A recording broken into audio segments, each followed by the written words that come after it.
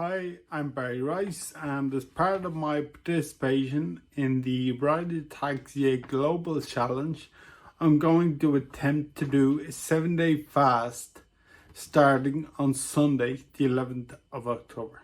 I'm going to share the experience on social media with multiple posts every day. I hope you will follow and support me as I undertake this challenge.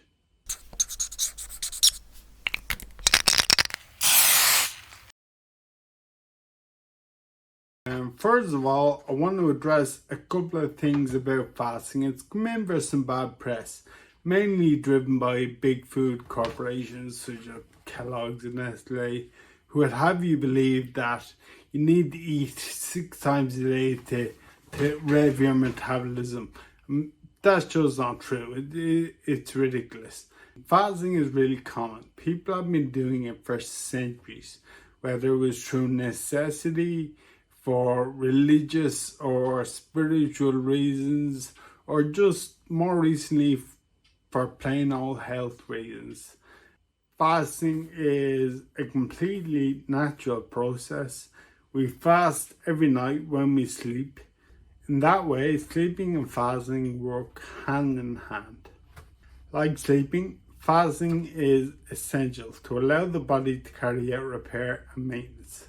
There are so many benefits to fasting. I'll list off just a few. It aids in weight loss. It increases insulin sensitivity and blood sugar levels. It actually speeds up your metabolism. It promotes longevity, and so it helps you to live longer. It improves your brain function and your immune system. The list goes on and on. Don't take my word for it. Go and Google it.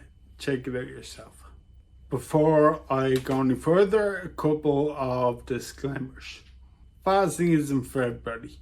For one, young people should do it. If you're still growing, if you're a child, if you're a teenager, you need that constant income of food to keep building those cells.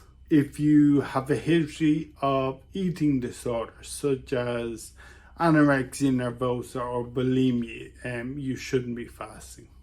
If you're underweight, if you have a BMI below 20, you shouldn't be fasting. What the fasting does is it taps into your fat storage or your energy reserves. But if you're underweight and you don't have these sufficient fat reserves, your body will start to break down lean proteins such as muscle mass, and you don't want that. So if you're underweight, you shouldn't fast. Then there's those people with a history of medical conditions such as diabetes or any sort of issues relating to your blood sugar levels or your insulin levels. I'm not saying that people with diabetes shouldn't fast. Fasting can be a cure for diabetes, but if you have those issues, please consult your doctor. Finally, and most importantly, I'm not a doctor, I'm not a healthcare professional. I know a bit about the subject. I've read a few books, I've watched some videos on YouTube, I've educated myself, but take everything I say with a pinch of salt. I advise you go and do your own research and make your own mind up. So why am I doing this? There's a couple of reasons. For some time I've been dabbling with intermittent fasting. I would typically follow time restricted feeding, a 16-8, which basically means you would eat within an 8-hour window and then fast for 16 and carry on like that.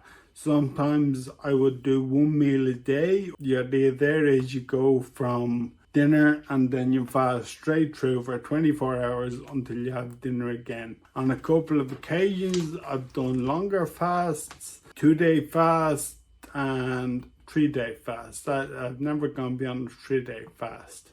So I've often wondered if I go beyond 3 days and if I could maybe go to 7. And I feel that doing it publicly would make me more accountable and ultimately make me more likely to succeed.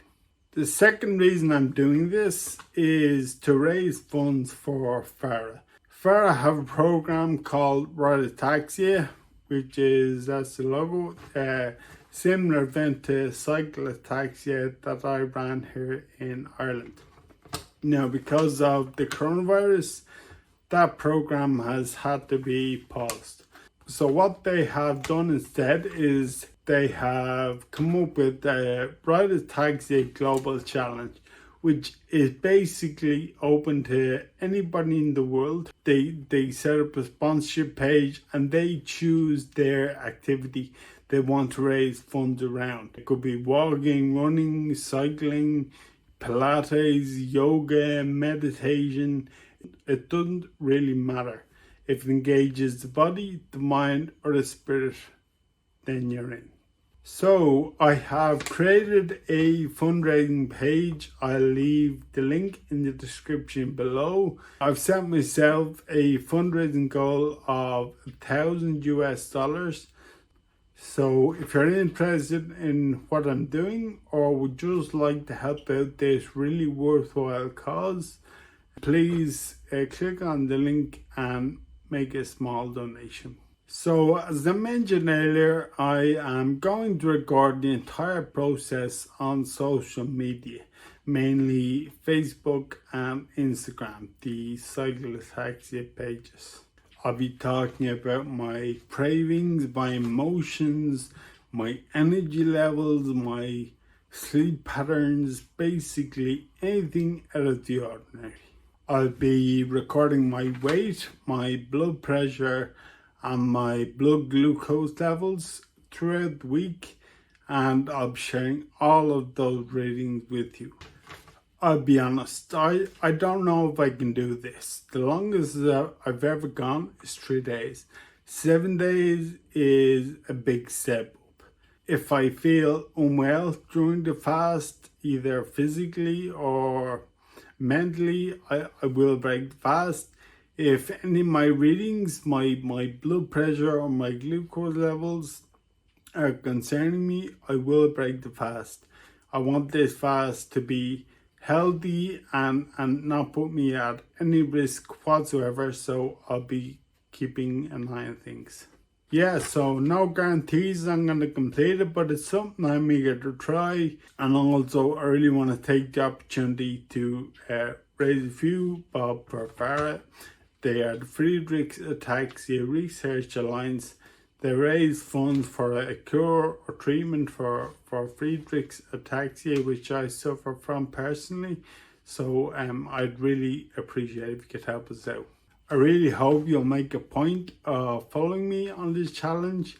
I'll check back in soon with an update. For now, if you've watched the video to the end, thank you very much. And please leave me a like, a share, a comment, so I know I'm not just talking to myself here. If you've any questions, please leave them in the comments and I will answer them in my next video. Thanks guys, talk soon.